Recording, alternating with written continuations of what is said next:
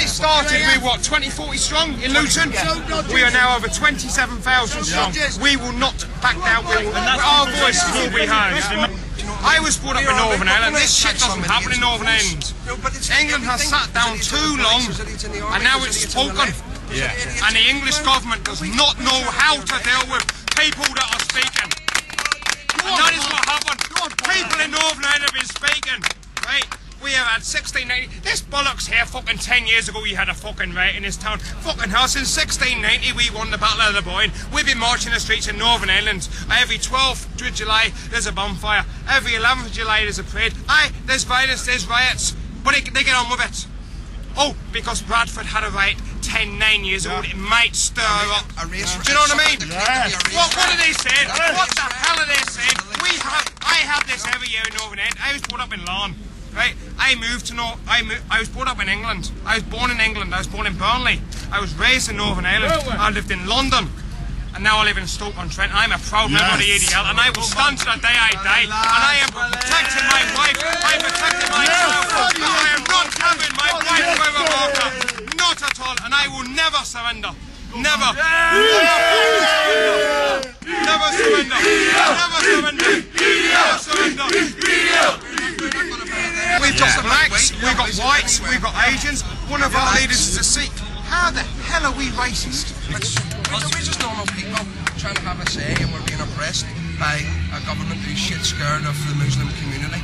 I got up on top of this huge factory in Dudley, right, and protested, and was waving an England flag and an Israel flag, and I got arrested and remanded for 3 weeks for inciting religious hatred and burglary with intent. I'm the only burglar who's took in £3 grand's worth of equipment, the burgled somewhere and left it there, and then I get, because people are calling me a Nazi and I wave an Israel flag, I get accused of... Why do you hold Israel flags, by the way? Why? Yeah. Because they're us.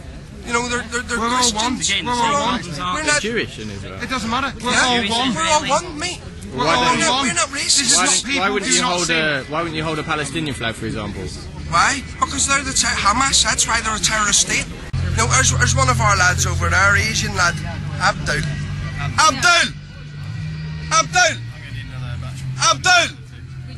Come here.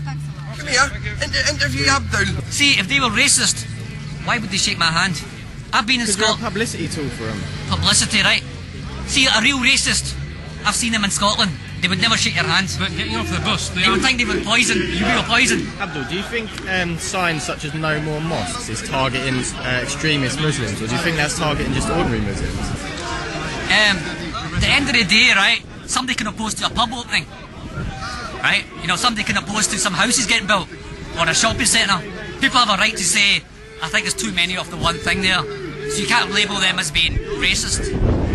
On top of that, you do get mosques where a lot of supporters of terrorism in there, so maybe they're kind of weary as well that it's going to causing more friction, causing more hatred towards them.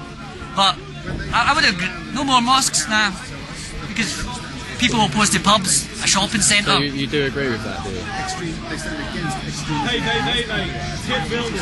I personally don't have a problem with mosques. You know?